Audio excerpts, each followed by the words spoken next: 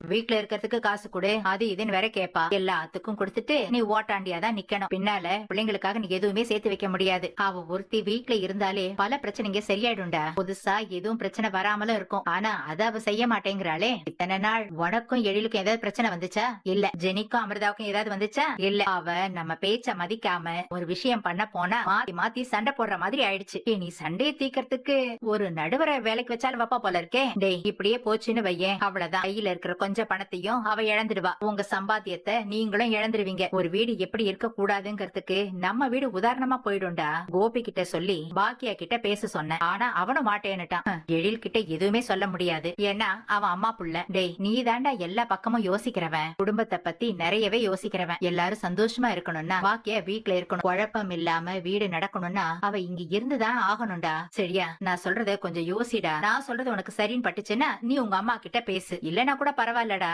என் கடைசி காலத்துல குடும்பம் சிதையறத பாக்கணும்னு என் விதியில எழுதி இருந்தா அதையும் நான் பாத்து போறேன். அம்மாவோட ரெஸ்டாரண்ட் நீங்க வாங்குனீங்கல்ல, ஆமா. அத எப்போ ஓபன் பண்ண போறீங்க? மேஜர் ஒர்க்லாம் முடிஞ்சிருச்சு. சின்ன சின்ன ஒர்க் மட்டும் பேலன்ஸ் இருக்கு. அது முடிஞ்சதும் ஓபன் பண்ணணும். அந்த ரெஸ்டாரண்ட் யார் பாத்துக்க போறாங்க அங்கிள்? நம்ம கிட்ட ஒர்க் பண்ற யாராவது தான் அதை பாத்துப்பாங்க. யாருன்னு இன்னும் டிசைட் பண்ணல. ஓ, ஆமா, நீ ஏன் இதெல்லாம் கேக்குற? இல்ல நீங்க தப்பா நினைக்கலனா அந்த ரெஸ்டாரண்ட நான் பாத்துக்கிட்டுமா? அந்த ரெஸ்டாரண்டோட மேனேஜ்மெண்ட்ட நான் கவனிச்சுக்கிட்டுமா? ஏன் திடீர்னு கேக்குற? இல்ல, சும்மாதான். உனக்கு இந்த ஒர்க்ல ஏதாவது எக்ஸ்பீரியன்ஸ் இருக்கா? இல்ல. அப்புறம் என்ன? உங்க